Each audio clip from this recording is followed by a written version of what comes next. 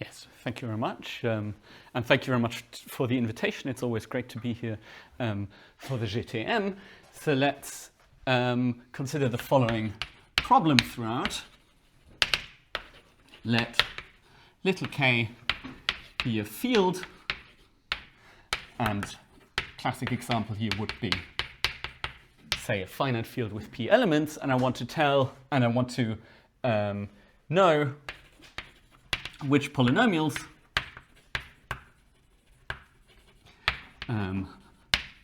say have zeros in the field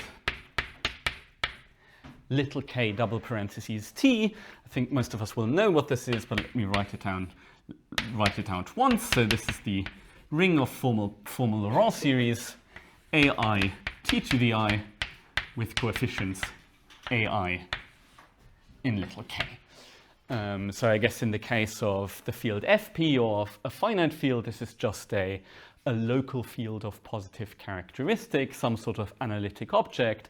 And I'm interested in the question of which polynomials, multivariable polynomials have zeros in this field. And I'm approaching this very much like a sort of variant of Hilbert's 10th problem. So Hilbert asked, how about polynomials over the integers? Can you tell which polynomials over the integers have solutions? This is not possible, it turns out. And I'm now asking the same thing over this kind of Laurent series field.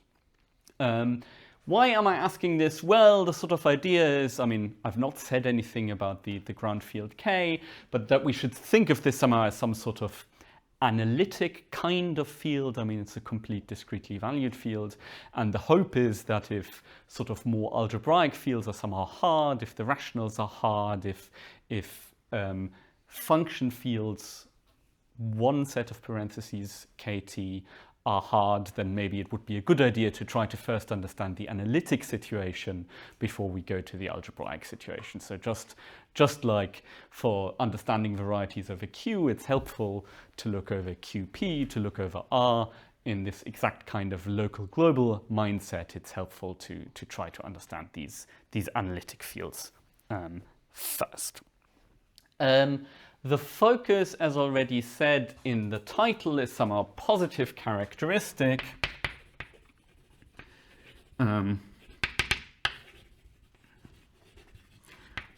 Because, well, the idea in characteristic 0, or really residue characteristic 0 here, is we have lots of classical theory. We have the Anscombe-Yershov theorems that, at least for this kind of question, really tell us everything that we need to know.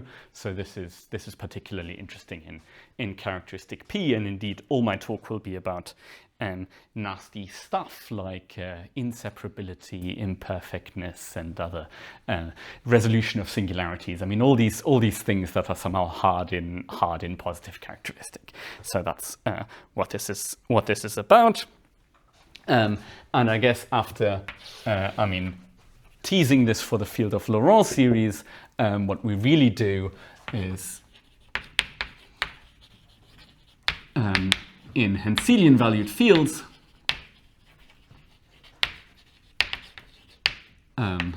of characteristic P. So not mixed characteristic. I mean the field itself really has positive characteristic. And I really mean general henselian valued, so it's somehow fine for the application to think mostly in terms of complete discretely valued fields. All of these, by the Cohen structure theorem, have this form k double parentheses t, but it turns out to be internally important. I mean, I guess from a model theoretic standpoint, to work with, to allow general henselian valued fields. And so far as just to fixed notation, or the setting, is we somehow work in the language of rings, which for us is plus times 0 and 1. I guess you can add minus if you want to, that's not a problem. And we also work in the language of valued fields, which is just the language of rings, together with a unary predicate for the valuation. So I guess this thing, is now the that field with the usual addition and multiplication. Valuation ring is just those power series that have no negative terms. Yeah, I guess I should have said here n is in Z. Valuation ring consists of those that have no negative value terms, and the residue field in that case is little k. So let's start with some theorems, I guess. And that's going to be theorem A. And this is due to Sylvie Anscombe, who's at the back, and Arno Fehm in 16. And this says the following. Let k, v and L, w be henselian valued fields. Sorry, I guess I should say non-trivially valued fields.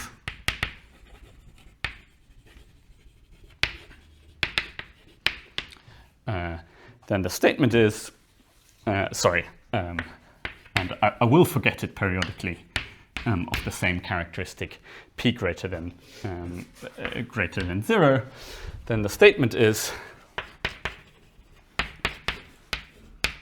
the existential theories of k, v and L, w agree if and only if the existential theories of their residue fields. So like Vlere in her talk just now, I'm going to note these as kv and lw, if and only if these agree. So what kind of information is this? Well, this is the existential theory of a naked field just is which polynomials have solutions in the field. And this means slightly more, morally not very much more. This is the question of, here I can ask questions like, does there exist some tuple x, y such that f of x, y is 0 and x is in the valuation ring and y is not in the valuation ring? That sort of thing. So it's polynomial equalities with some valuation constraints that I can ask. So this says same polynomials have solutions, and this means same polynomials with some extra conditions have solutions. Some, yes. Quantifier simplification behind this theorem? Like that existential formulas can be replaced by existential formulas on the residue field? I guess the expert is sitting at the back of the room. I guess I can say how I understand I vaguely understand this theorem as going back, somehow reducing this to the theory of tame fields. Is how I think of this. One can somehow reduce to the case where the fields are tame in the sense of Franz Victor Kuhlmann, and then one has a very well-developed machinery. But maybe this is not how. But for instance, if both have the same algebraically closed residue field and characteristic not 2, and one of the value group is 2 divisible and the other one is not, I think every element is a square will be true in one. Yeah, but that's not an existential. That's not an existential. There's an implied for all in there. Okay. And indeed, that's a good question. And indeed, somehow all these things become subtle very, very quickly, and somehow at least I think about this in the way that somehow existential things is the very edge of what we can hope to do. And if you, I guess Sylvia and Arno have some work where they allow sort of a single universal quantifier or this sort of thing, but it really gets very subtle very quickly. Is the moral of the story. Now. I guess for completeness, I should also say, since this question comes up, why does the value group play no role at this point? Yeah, if you're all Ax-Koshin-Yershoff pilled, you should expect that there's a value group occurring here. But it's going to be a non-trivial ordered abelian group, and all of these have the same existential theory. So somehow existentially, the value group just has nothing to say on the subject. So that's the reason this comes up. What's the problem with this? I guess if we were, it tells us something about polynomials having zero, and in particular, I guess it's obviously applies to this case of k double parentheses t, little l double parentheses t. But the problem is,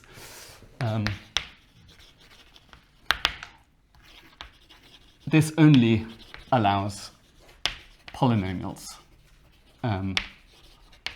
over Fp. Yeah, I'm working in the naked language of rings, naked language of valued fields. The only polynomials I can write down as terms involve coefficients from Fp. That's a bit of a problem.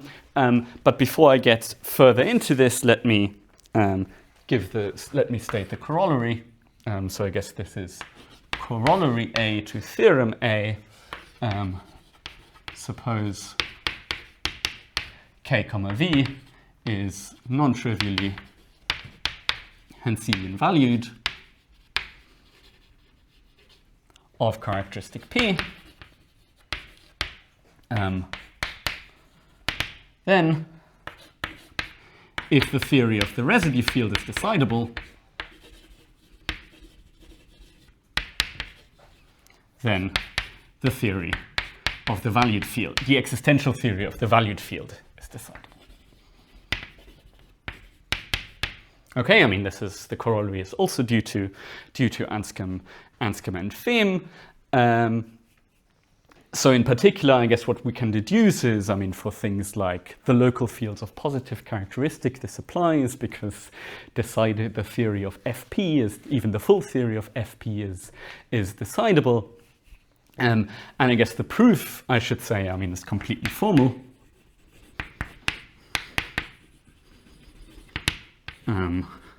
Namely with the theorem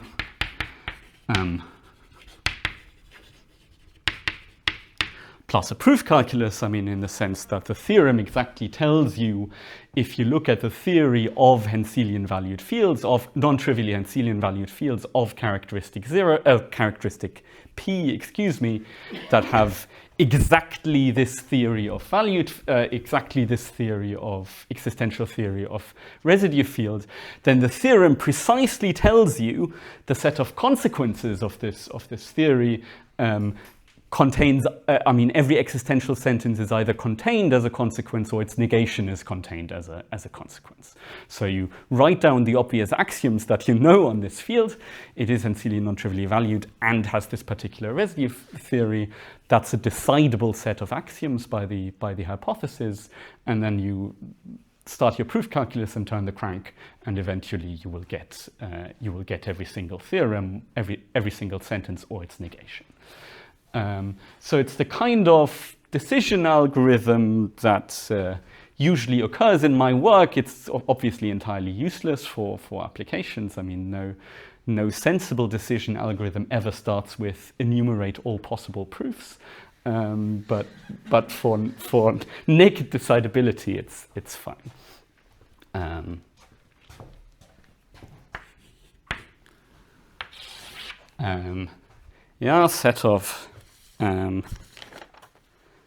Set of remarks.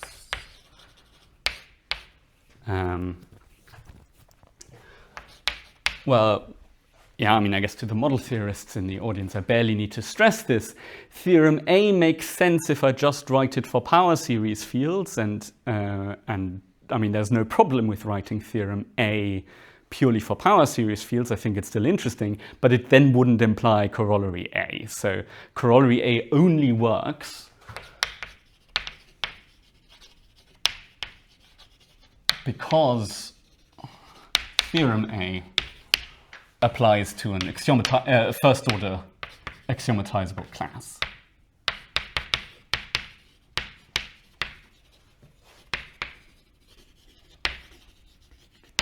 Which is why somehow this setting of model theory is convenient to get this kind of decision algorithm, because this is the way that we can use a proof calculus to prove this kind of corollary.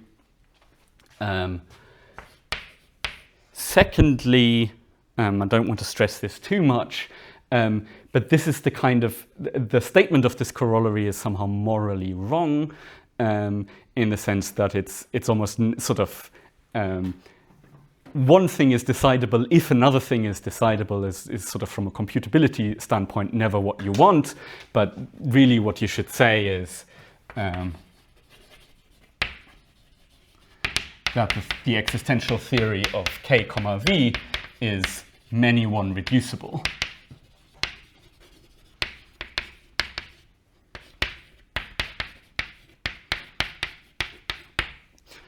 To the existential theory of the residue field. What does many one reducible mean? Well, it says, give me a sentence in the existential sentence in the language of valued fields.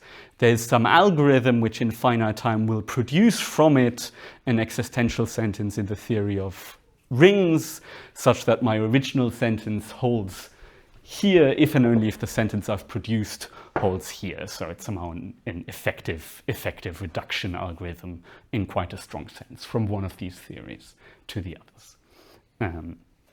Okay, but really, I mean, I want to stress that the corollary is, I mean, even in this strong version, I mean, for the strong version, you somehow use this separation lemma in model theory. This is really completely formal from the theorem, and I'm going to write down a number of other statements, other versions of this theorem, and every time we get the corresponding corollary. So, yeah. I mean, this is all very well known. In some sort of Ax-Koshin-Yershoff style result about complete existential completeness of the residue field, axiomatization always gives a relative decidability result. Questions so far? Just kind of occurs to me, like, is there something you can say about modulo and oracle that gave you some? I mean, we know what do we know about how slow like first order proof enumeration is? And there must be some way of saying it's complete in some. And then what? Then you could sort of even argue that this. Yeah, I'm not sure I want to say terribly much about it. I mean, in the sense that, sure, I mean, the backward direction is, of course, somehow the simpler one, and it's because we have an interpretation and it's very clear you can't hope to be decidable faster than you can decide the residue field. I mean, certainly the way I've presented it, there's no bounds you can hope for in the other direction. I mean, that doesn't mean you can't analyze the proof in a more clever way and do something in that regard. I mean, as I say, I think of this theorem, you may disagree, as coming from the machinery of tame valued fields, and somehow there's enough algebraic structure that this is something you could hope for. Okay, but let me get to the generalizing this. So I've already said what the problem about this entire thing is. It doesn't allow any parameters. It only allows naked sentences with only involving polynomials from Fp. So the hope is that we get some variance of this with parameters from some common subfield, which I usually call C. So C is now some fixed field. I'm going to add parameters for C to my language, and I'm going to ask what happens with parameters over C. So let's do this. And there's really, if you use the methods of Anscombe and Fehm, there's, I mean, really in their paper, if slightly obliquely, there's a version of this, and this is going to be theorem B, and theorem B says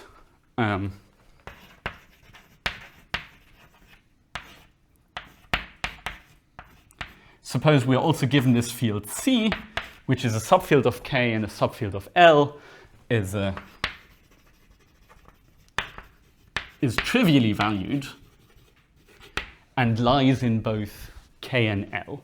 Yeah, so I have some trivially valued subfield, and this in particular, I guess, means that if you have a trivially valued subfield, I can also think of it as a subfield of the residue field, because it really means I have a subfield of the valuation ring, and then it's also a subfield of the valuation ring modulo the maximal ideal. And I'm going to require the hypothesis assume C and KV and LW all perfect. And then I can write the obvious statement, namely I can add comma C everywhere here. Okay, so this now means this is a statement in the language with parameters for the elements of C, or really effectively in all the polynomials that I'm talking about, I can allow polynomials over the field C. Still not T. But certainly still not T.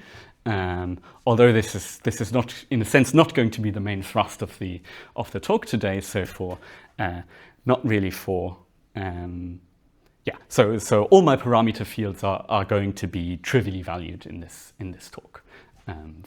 Although that's, I mean, it's not strictly necessary. So again, the classic example is, I guess, C is some perfect field, and I'm taking some little k, which is perfect containing C, little l perfect containing C, and I'm looking at k, little k, double parentheses t, little l, double parentheses t. That's the theorem, and I think it's fair to say it sort of follows from the same methods as long as everything is perfect. That gives a corollary. What should the corollary say? Well, What do you mean everything is perfect? That C is perfect. no, but the KV and LW also need to be perfect, in fact. Oh, unlike. Yeah. So I guess. Maybe let me make a comment on this. So if you do not allow a parameter field, theorem A did not have any hypothesis on the residue field being perfect, but somehow you might as well suppose it's perfect by passing to the perfect hull. So if you're in a naked field, the existential theory of the field is the same as the existential theory of the perfect hull, because it's somehow a direct limit of fields with the same theory. But even over a perfect parameter field, that doesn't quite work. Unfortunately. So the corresponding corollary, I guess, is suppose C is a trivially valued subfield, and suppose C and KV are perfect, then I want to write the same thing. If the existential theory with parameters from C is decidable of the residue field, then the full thing is decidable. I guess I'm not really allowed to write it in that way, because what does it even mean to be decidable if I'm in a language with a large number of parameters? So to make this sensible, I need C to be a computable field.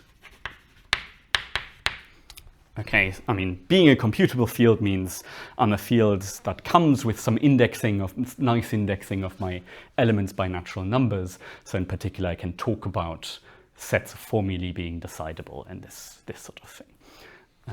Okay, but that's not really very interesting to us. This is sort of again, you get this corollary extremely formally from A, but.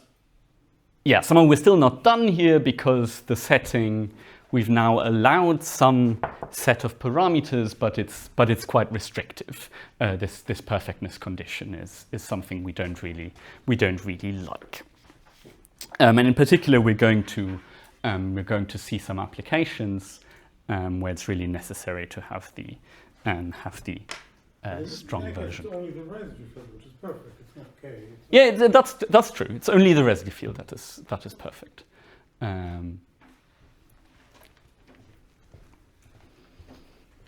But I guess somehow, when you do this sort of thing, it often, for instance, it means that you can't hope to do any coarsening arguments, this sort of thing, because if you, ein FP double parentheses T, that's not a perfect field. If you blow it up by an elementary extension path to a coarsening, then you're already going to be in trouble.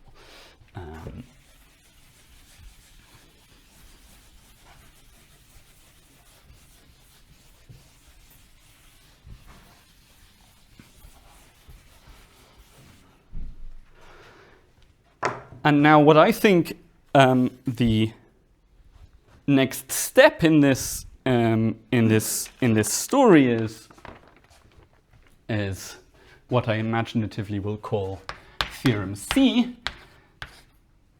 This is due to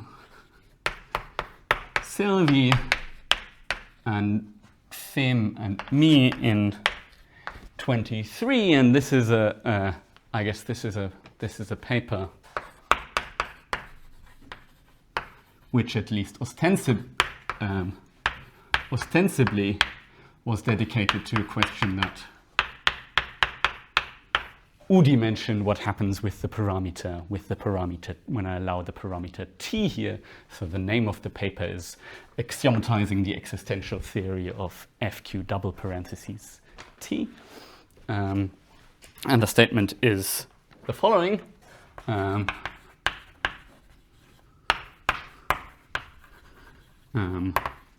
going to say something on this in a second. We need to assume some statement which we, again, imaginatively call R4, and then has the following statements. So suppose, as usual, K comma V and L comma W are non-trivially henselian valued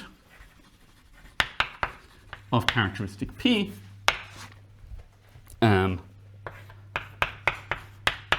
C is a subfield of both, is trivially valued, and we assume that KV over C and LW over C are separable field extensions. Then we get the usual consequence, namely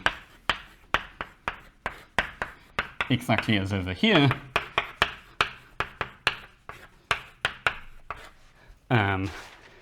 The equality of existential theories of valued fields with parameters from C is equivalent to equality of existential theories of the residue field.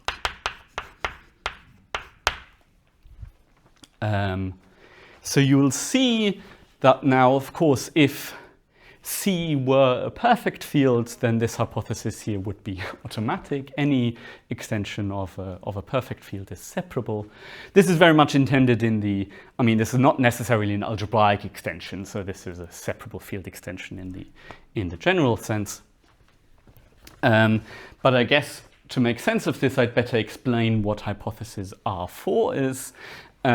So the point is that somehow if you write this down, it turns out that you need some variant of resolution of singularities that appears. So I guess somehow the way this material was sort of classically developed by Anscombe and Yershov, it's not really clear how this sort of geometry comes in the sense that Anscombe and Yershov rely on algebraic results in residue characteristic 0, and in characteristic P this is somehow hard, and resolution of singularities is another thing that's hard in characteristic P. Have I messed up? Do you really mean trivially valued, because there's no T in there? Yeah. Sorry, I mean C is trivially valued. So there's no T in So I mean the ostensible subject of the paper is not compatible with the statement of the theorem. So you really want C to be trivially valued? Yeah. So what is the difference between what's written on the left board and on this? Just that the hypothesis is weaker. This had the hypothesis that everything is perfect. Not everything. Okay, everything on the residue side is perfect. This has nothing the like. We just have a separability hypothesis. Okay.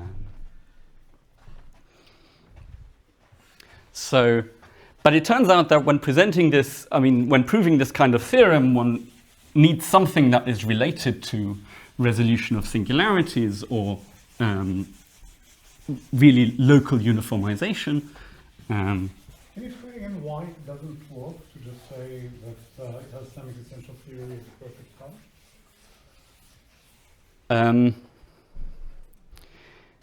Well, I mean, when you pass to the perfect hull, what you somehow do is you take a direct limit over inverse images of powers of Frobenius. Yeah. And somehow Frobenius is not a morphism of fields over C. Suppose C is perfect, just C. Still not. That doesn't seem to help. I see, yeah. Okay. I mean, it's disappointing, but it.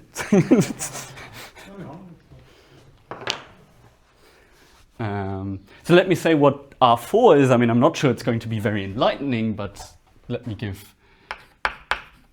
So what's going on in our paper and why this is called R4 is that we have various sort of hypotheses. I mean, where R0 and R1 are two different versions of resolution of singularities in a more classical way. I mean, for every variety, there exists a blow-up that that makes it smooth.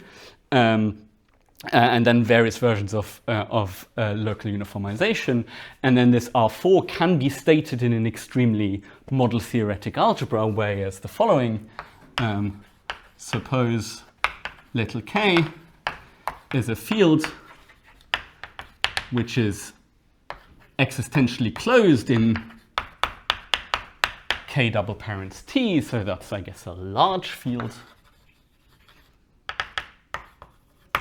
in the sense of pop, then K is existentially closed in any field extension F, where F carries a valuation V trivial on K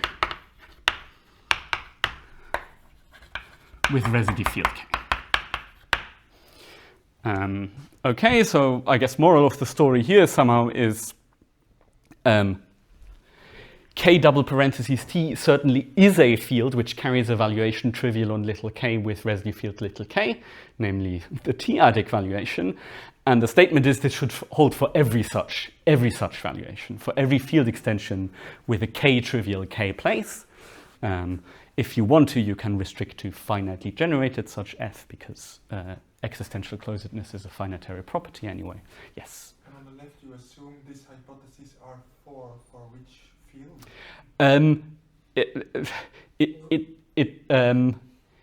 It's a bit complicated. But I think what's going, I mean, certainly, so certainly in the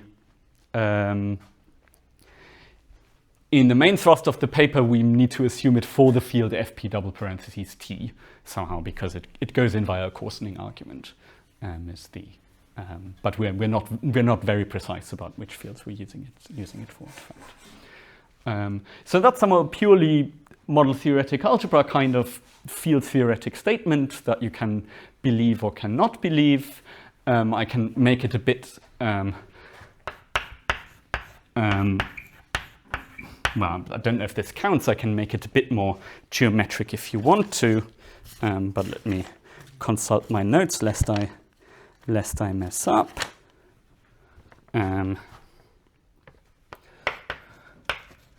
Suppose K is a field, and F over K is a finitely generated field extension. I think of this as a function field of something. Sorry. Now I've missed the mark. Suppose V over K is a variety, say integral separated scheme. I mean, whatever. And you mean F henselian? No, it's not. Well, I mean, you can always pass to the henselization, right? I mean, every subfield of a field in which you're existentially closed, you're also going to be existentially closed in it. So it's not required. As I say, it's sufficient to demand this for finitely generated field extensions. It doesn't matter. So NLU says, let's suppose K is a field, and I have some variety over this field. If the function field carries a valuation V as above, trivial on K, with residue field K, then V is birational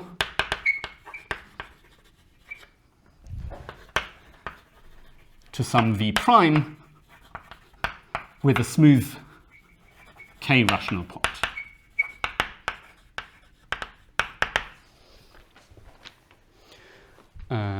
So I guess that's somehow the idea is that for variety to carry a smooth K rational point is hopefully somehow aspirationally visible in the function field. I mean, this is somehow a condition familiar from, say, the Lang-Nishimura theorem. I mean, if a variety has a smooth K rational point, it's not so difficult to see how to turn this into a valuation with residue field K trivial on K, and this statement says that it's the same up to birational after passing to something birational. So it's a weak version of resolution of singularities. It's a very weak version of resolution of singularities. So in particular, if my variety is smooth projective or is birational to something smooth projective, bam, you just presented this on a silver plate because the valuation is centered on some point which is necessarily smooth and rational. The name, I mean, that's slightly tongue-in-cheek. NLU stands for non-local uniformization, because local uniformization, or rather the birational version of local uniformization, would be that V prime not only has a smooth K rational point, but V is centered on it.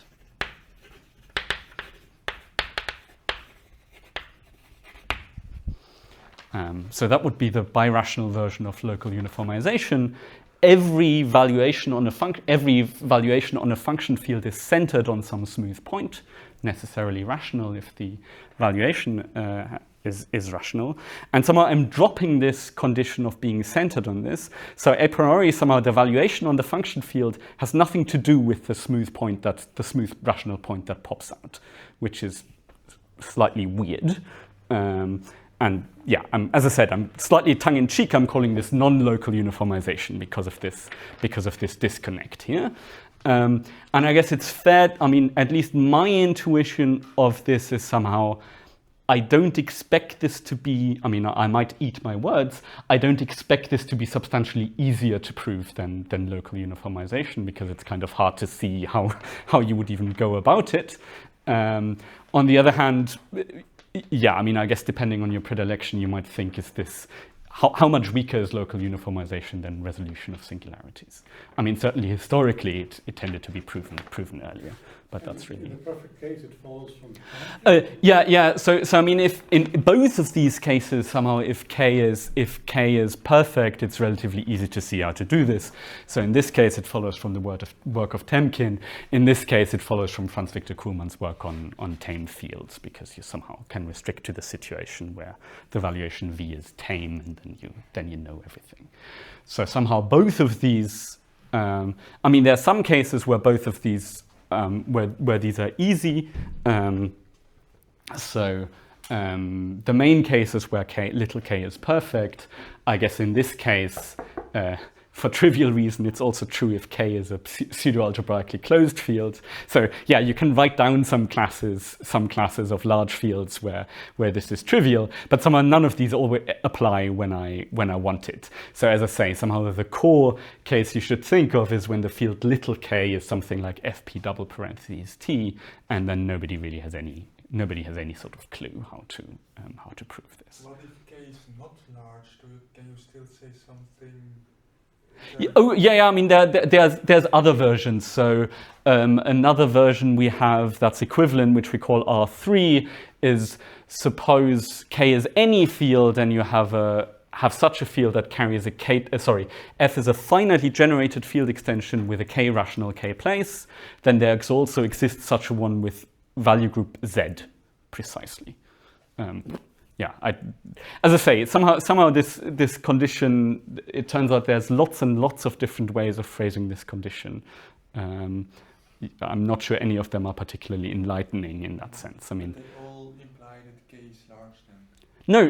The thing I said applies for any field, and indeed, So assuming what I just said, for any field, for a finitely generated field extension, there's a k-rational k-place. If that holds for all fields, if and only if R4 holds for all large fields. So yeah, I mean, as hypotheses quantifying over the class of all fields or the class of all large fields, these are equivalent. Our NLU is phrased for arbitrary fields. Okay. When you say every variation is centered at a point, you mean a Grothendieck type point, I guess? Sorry, smooth. Well, no. I mean, here it's really a smooth k-rational. I mean, if the valuation has residue field k, that already forces your point to be rational. I should also say that in fact the statement of theorem C implies R4, which is somehow an indication that we weren't just being stupid. So if you can prove theorem C, then you know that R4 must hold. So somehow there's a preservation of difficulty thing going on here.